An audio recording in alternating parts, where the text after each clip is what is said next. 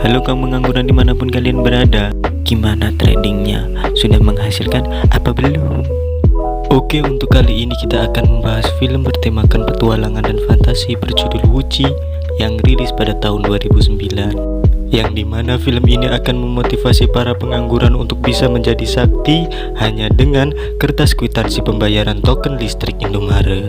Tidak usah banyak basa-basi dan banyak cincong, langsung saja ini dia Wuchi the Demon Slayer.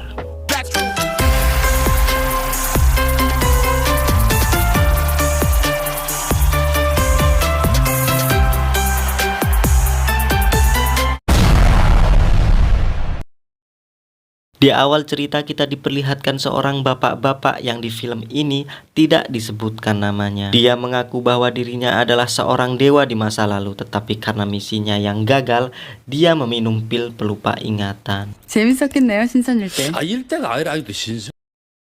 Beliau bercerita dulu, tepatnya di masa kerajaan dinasti Joseon, yang kala itu sedang ada acara penyambutan kedatangan Pangeran Kayangan.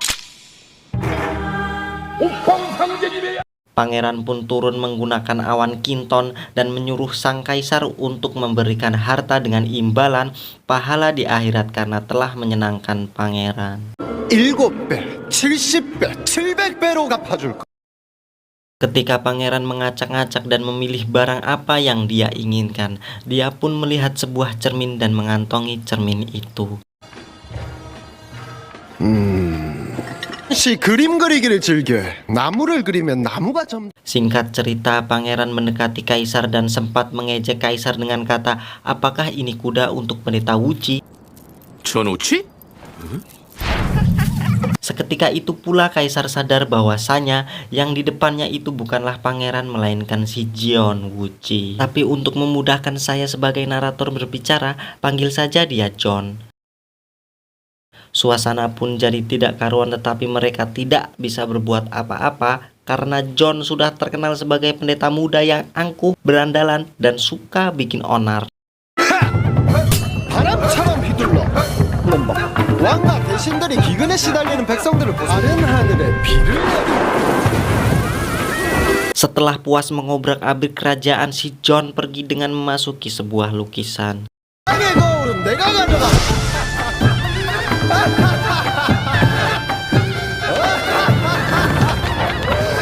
전국 도사들에게 전우치를 잡게 하라.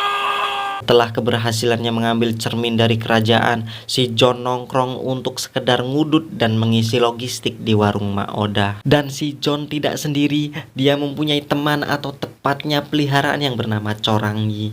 Tapi lagi-lagi biar memudahkan saya berbicara, panggil saja dia Acong. Tapi memang benar si Acong ini merupakan anjing peliharaan si John. Itu terbukti saat si Acong mengambil cermin, si John berkata, "Nanti kamu menyesal kalau melihat jati dirimu yang asli." 알고 나면 후회한다. Tak lama datanglah para pendeta yang disuruh oleh kaisar untuk menangkap si John dan pergelutan pun terjadi.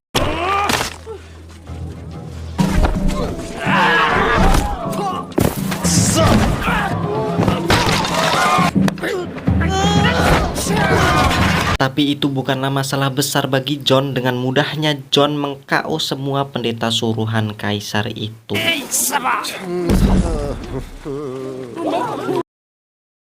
Di lain sisi kita diperlihatkan seorang tokoh, yaitu guru ajaran Tao yang sangat tersohor pada waktu itu, bernama Huadam. Ini orangnya, dimana sang guru ini sangat terkenal baik hati, suka menolong, dan tidak suka jajan hae di luar sana. Saat ini padepokan beliau sedang kedatangan 3 orang tamu, yaitu 3 dewa penjaga pintu gerbang iblis yang tujuannya meminta tolong kepada beliau agar beliau membantu menyegel iblis dan mencari seruling suci. 실은 이 고생도 그 바보 같은 새 신선들 때문이죠.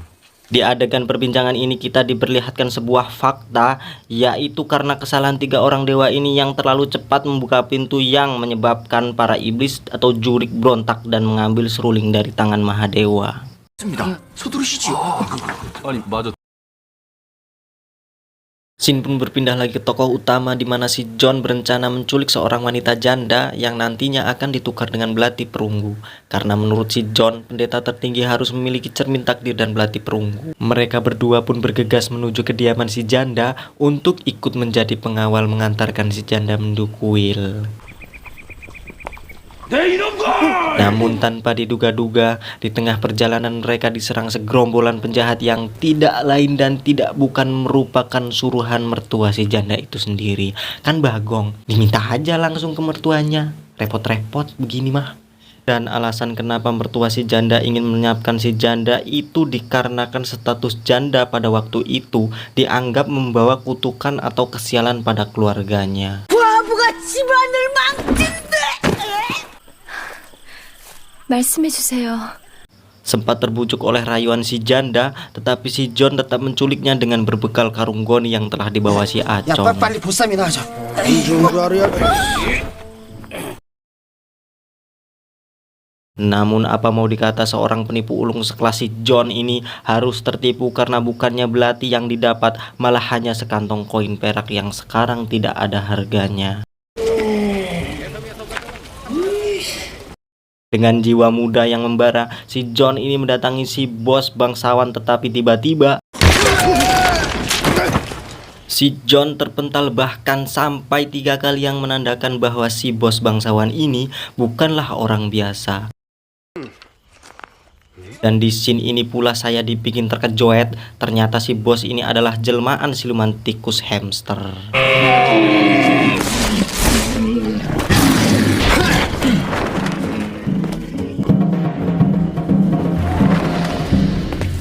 Sempat terpojok tetapi berkat latihan ilmu kanuragan yang dimilikinya, si John ini mampu mengalahkan si Jurik dengan memukul cungur si Jurik dan mengikat si Jurik dengan kain jemuran yang entah kain jemuran siapa. Si Jurik pun tak tinggal diam dengan meniup seruling dan menyebabkan keluarlah teman si Jurik yang merupakan siluman Jurik kelinci yang menjadi logo di majalah pria dewasa.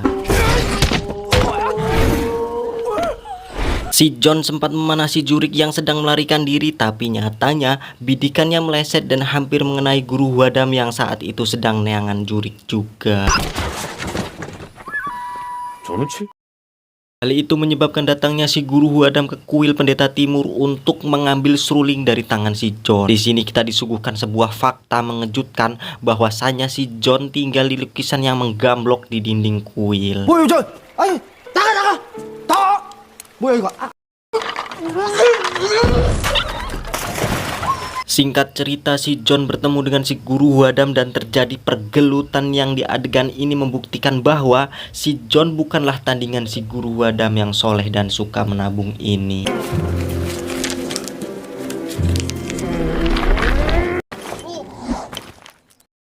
Di tengah pergelutan tersebut tiba-tiba datanglah seorang yang tidak lain ialah guru si John untuk menghentikan pergelutan itu. 뭐한들 하고 차 한잔 하시죠.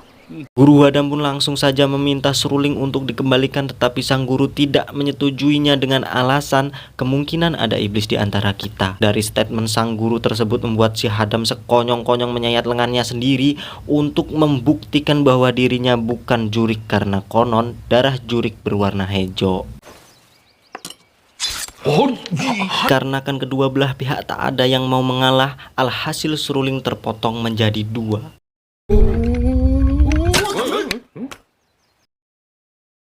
Berpindah ke adegan di mana si Wadam ini sedang mengobati lukanya, tiba-tiba botol yang ia gunakan menyegal Jurik bergetar dan membuat si Wadam ini terkejoet. Lalu Wadam ini melihat ke arah lukanya yang bisa kita tebak bahwasanya darahnya berubah menjadi hijau. Sempat terlihat oleh ketiga muridnya yang kala itu menghantarkan teh untuknya dan berinisiatif untuk menangkapnya, tapi apa daya, mereka bukanlah tandingan si Wadam yang sudah menjadi Jurik.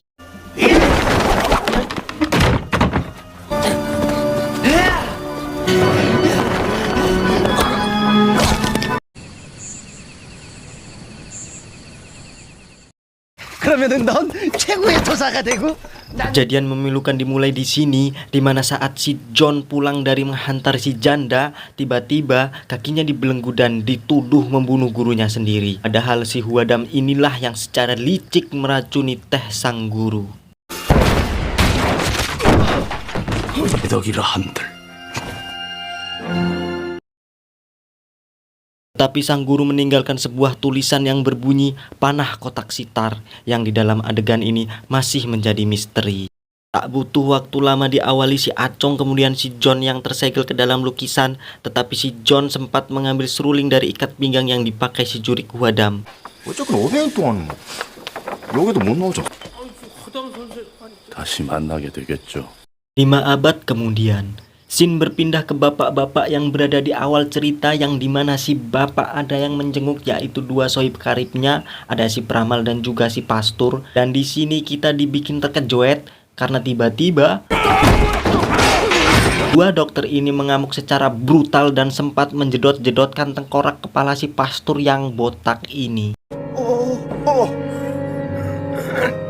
Dan 2 dokter ini secara cepat melompat ke ujung balkon rumah sakit dan seketika itu mereka berubah menjadi iblis kelinci dan iblis tikus. Terungkap fakta bahwasanya 3 orang tersebut adalah 3 dewa yang telah menyegel si John dan Acong 5 abad lalu.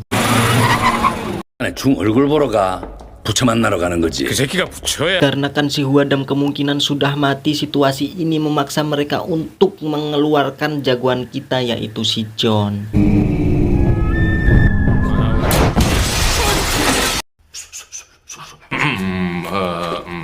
저는 취하면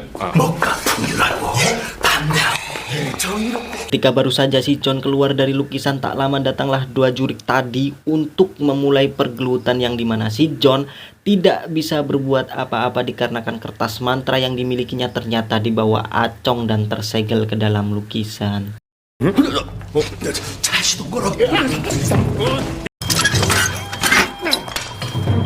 Sempat melawan dengan pedang yang berkarat, tapi malah si John harus menerima sebuah tamparan yang tepat mendarat di permukaan pipi bagian kanan si John, yang membuat si John sempat kelingan.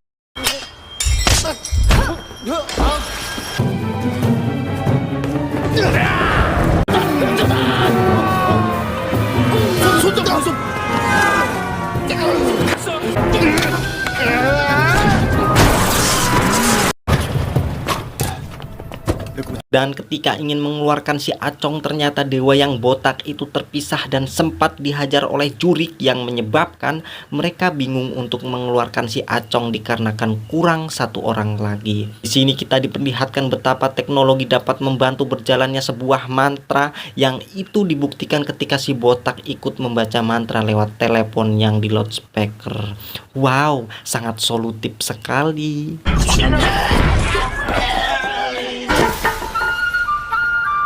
Dengan keluarnya si Acong, otomatis sabuk mantra pun langsung diberikan kepada si tukang gelut dan suka bikin oner yaitu si John.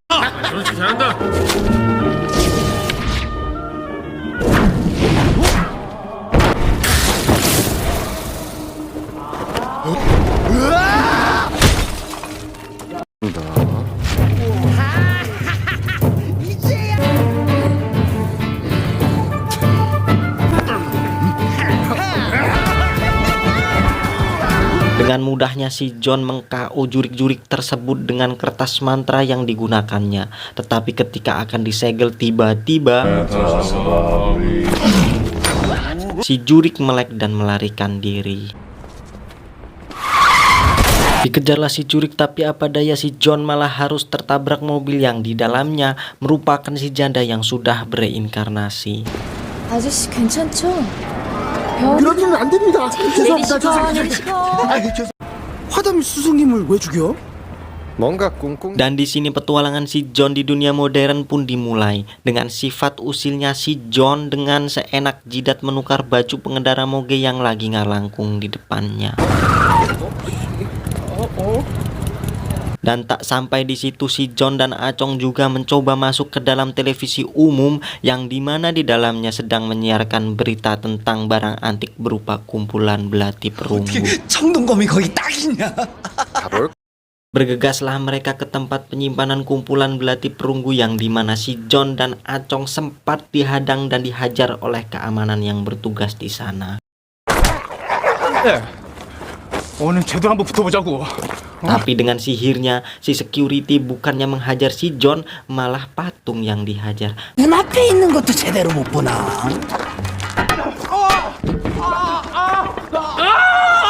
Dan betapa bahagianya si John, kayak lebaran campur sama Agustusan ketika dia menemukan belati perunggu. Tetapi tiba-tiba kaki si Acong terangkat yang menandakan bahwa para dewa boloh itu memanggilnya. Benar saja, ternyata mereka hampir saja terjebloskan oleh jurik ke dalam got yang sangat dalam.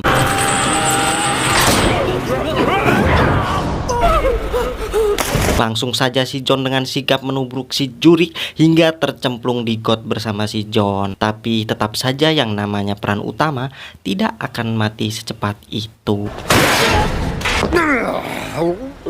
Para dewa pun menyegel kembali jurik tersebut, dan di sini kita akan dibuat sangat geram dengan apa yang ingin dilakukan oleh dewa boloh tersebut yang ingin menyegel si John dan Acong kembali. 자, 이번엔 저렇지. 관둡시다. 왜? 약속은 약속이. Sempat dicegah oleh dewa botak yang masih memiliki hati nurani, tapi dibantah oleh dewa yang lain dengan alasan rasa bersalah akan hilang jika tidak dipikirkan. Dasar ini orang gak tahu berterima kasih. 미안한 거 잠깐이야. 많이 반말 말아라. Saat proses penyegelan berlangsung, tiba-tiba bukannya si John dan Acong yang tersedot, tetapi malah gerobak berisi sampah dan kotoran warga sekitar yang membuat si botak tertawa terbahak-bahak.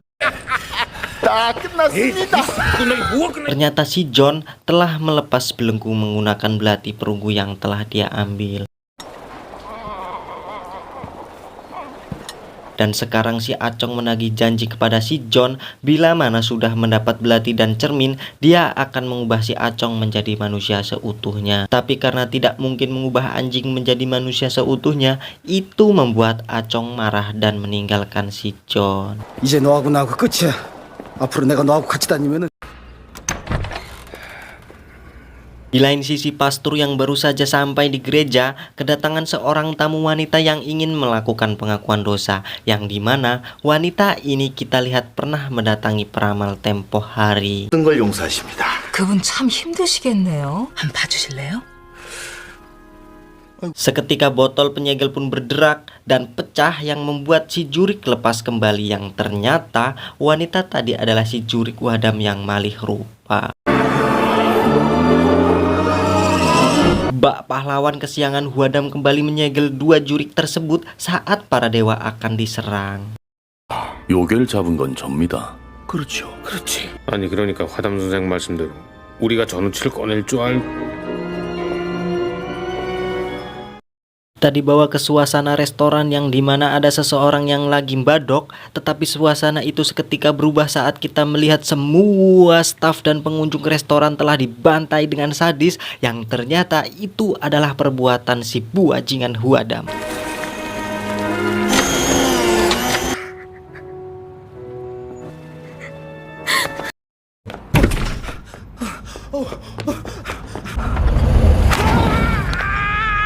Saat si Acong sedang kelontang-kelantung tanpa tujuan, Huadam mengambil keuntungan dengan mempengaruhi si Acong untuk mengambil kertas mantra dengan imbalan akan dirubah menjadi manusia seutuhnya.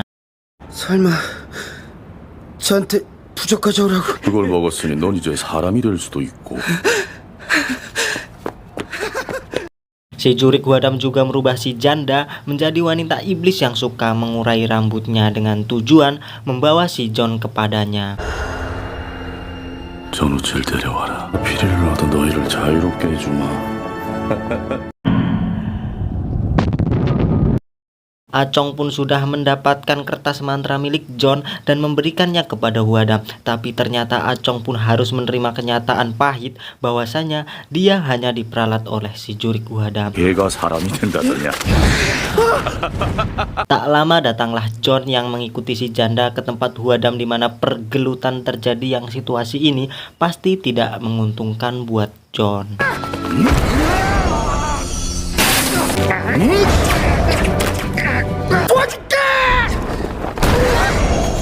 두렵나 죽는 게. Saat hampir mati akibat kekalahannya, si John teringat kenapa sang guru dulu menyuruhnya untuk menjauhi si janda, dikarenakan si janda akan menghantarkan John ke kematiannya.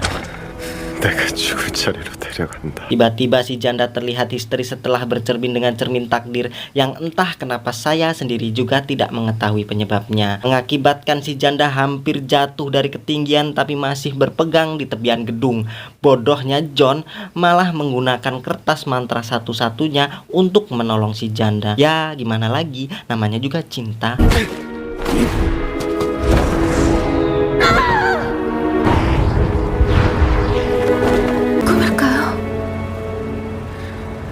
Tapi momen romantis itu tidak berlangsung lama ketika Huadam menyerang lagi John yang mengakibatkan John tak sadarkan diri.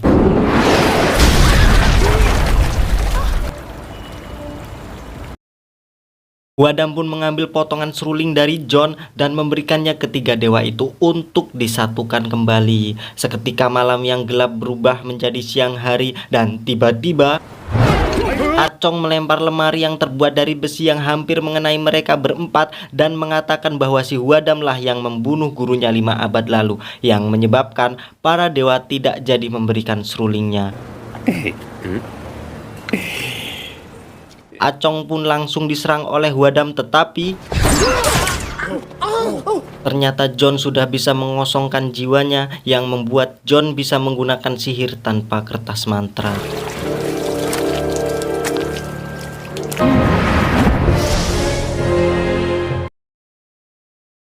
Si John pun dengan cepat mengambil seruling dari para dewa dan melarikan diri.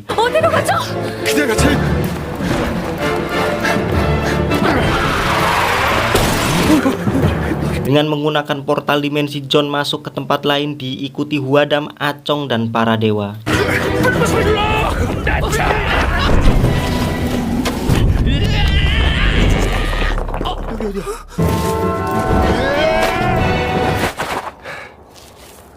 그 여자를 지켜줘. Tetapi tetap saja John bukanlah lawan yang sepadan untuk Huadam, si jago gelut, yang mengakibatkan John terlempar dan seruling terjatuh. Para dewa pun mengambil seruling, tetapi dengan sihir elektromagnetik Huadam menarik seruling yang mengakibatkan para dewa nyangkut di kabel tiang listrik.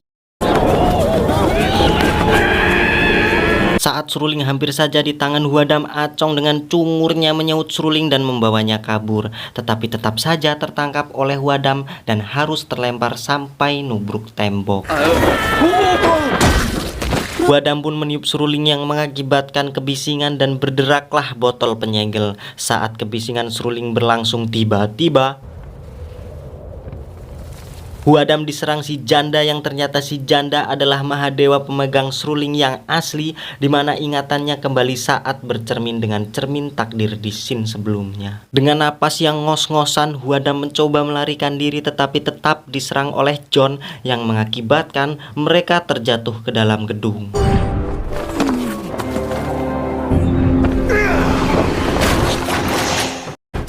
Tiba-tiba John terbangun dari mimpinya. Ternyata itu semua hanyalah mimpi si John. 아닙니다. Tetapi seketika John teringat pesan sang guru untuk memanah kotak sitar yang di sini semua teka-teki terungkap. Terungkap fakta bahwasanya ternyata sang guru lebih dahulu mengetahui peristiwa yang akan terjadi kepada murid kesayangannya.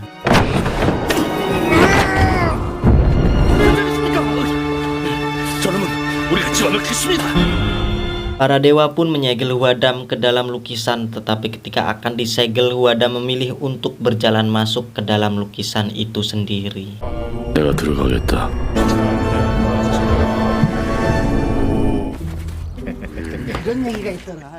Di akhir cerita, John mengungkap jati diri si Acong, bahwasanya si Acong adalah anjing betina. 내가 왜 안 커져? Dan si John, si janda beserta si Acong berlibur di pantai dengan masuk ke dalam foto bergambar pantai. Ending yang sangat mengacongkan.